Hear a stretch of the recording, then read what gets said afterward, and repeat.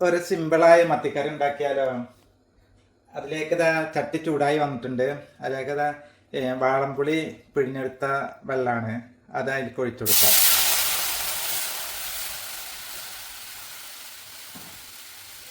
ഇനി ഇതൊന്ന് തിളച്ച് വരട്ടെ.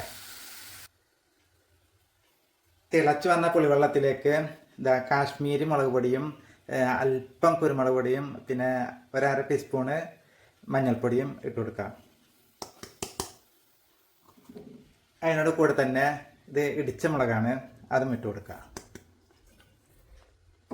എന്നിട്ട് കുറച്ച് വെളിച്ചെണ്ണയും ഒഴിച്ച്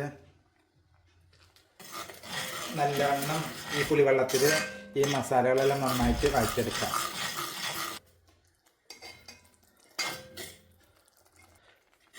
പുളിവെള്ളത്തിൽ ഇതാ മസാലകളെല്ലാം നന്നായിട്ട് വഴണ്ട് വന്നിട്ടുണ്ട്.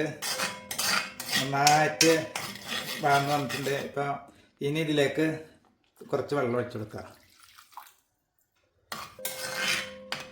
ഇനി ഇതൊന്ന് തിളച്ച് വരട്ടെ.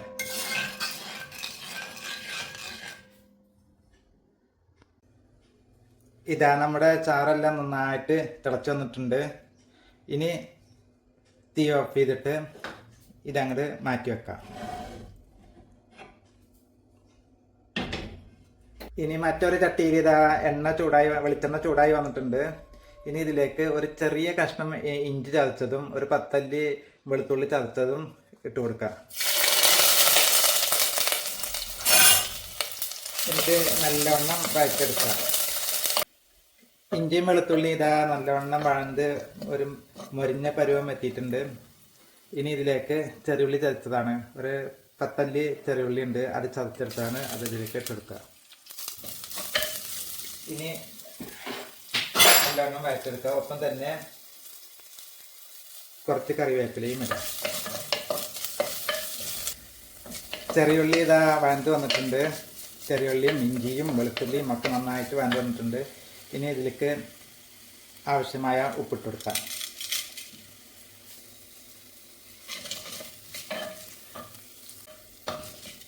ആവശ്യമായ ഉപ്പിട്ട് കൊടുത്ത് ഇനി ഇതിലേക്ക് ഒഴിച്ചു കൊടുക്കുന്നത് നേരത്തെ നമ്മൾ മസാല ഉണ്ടാക്കിയ ഗ്രേവി ഉണ്ടല്ലോ, ആ ഗ്രേവിയാണ് ഇതിലേക്ക് ഒഴിച്ചു കൊടുക്കുന്നത്.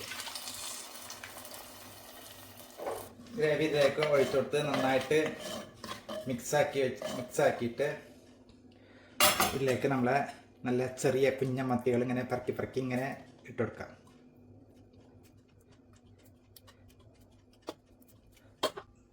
കുറച്ച് കറിവേപ്പിലയും തൂകി കുഞ്ഞമത്തിയെല്ലാം ഇട്ട് കൊടുത്ത് കുറച്ച് കറിവേപ്പിലയും തൂകി ഒന്ന് ചുറ്റിച്ച് കൊടുക്കാം. ഇനി മൂടി വെച്ച് ഒരു 2-3 മിനിറ്റ്, ഏറെ കഴിഞ്ഞ ഒരു 5 മിനിറ്റ് ഒന്ന് വേവിച്ചെടുക്കാം.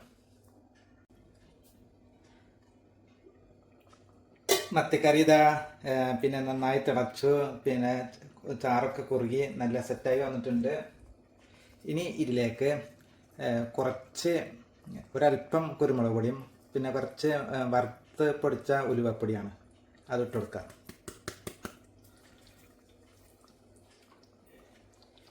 എന്നിട്ട് നല്ലോണം ഒന്ന് ചുറ്റിച്ചെടുത്ത്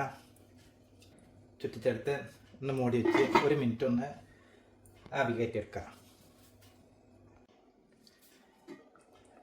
മത്തിയിലേക്ക് പിന്നെ കുരുമുളക് പൊടിയും വറുത്ത് പൊടിച്ച ഉലുവപ്പൊടി ഇട്ട് കൊടുത്ത് 1 മിനിറ്റ് ഒന്ന് വേവിച്ചെടുത്തിട്ടുണ്ട്. ഇനി തീ ഓഫ് ചെയ്തിട്ട് അല്പം കറിവേപ്പില ഇട്ട് കൊടുക്കാം.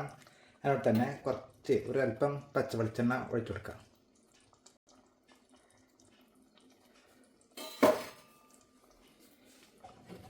ഇനി ഒന്ന് ചുറ്റിച്ചെടുക്കാം.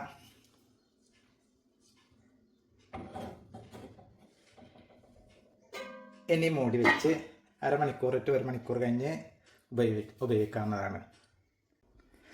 ഏകദേശം 1 മണിക്കൂർ കഴിഞ്ഞ് മത്തിക്കറി ഒന്ന് തുറന്ന് നോക്കുമ്പോൾ ഇങ്ങനെ ഇരിക്കുന്നുണ്ട്.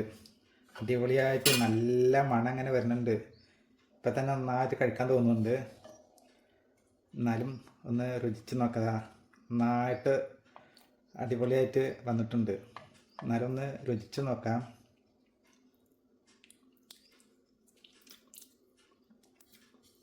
ഒന്നും പറയാനില്ല, ഞാൻ പറഞ്ഞ രൂപത്തിൽ ഉണ്ടാക്കി കഴിഞ്ഞാൽ ചോറ് കാലിയാവുന്നതും മീൻ ചട്ടി കാലിയാവുന്നതും അറിയില്ല.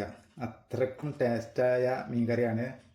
ഒരു വട്ടെങ്കിലും ഒന്ന് ഉണ്ടാക്കി നോക്കൂ. ഒരു വട്ടമല്ല, എത്രയോ വട്ടം ഉണ്ടാവും. ഒരിക്കൽ ഉണ്ടാക്കി കഴിഞ്ഞാൽ പിന്നെ ഉണ്ടാക്കിക്കൊണ്ടേയിരിക്കും. അപ്പോൾ നമ്മുടെ മീൻ കറി തയ്യാറായിട്ടുണ്ട്.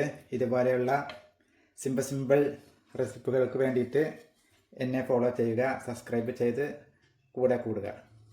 Okay, bye.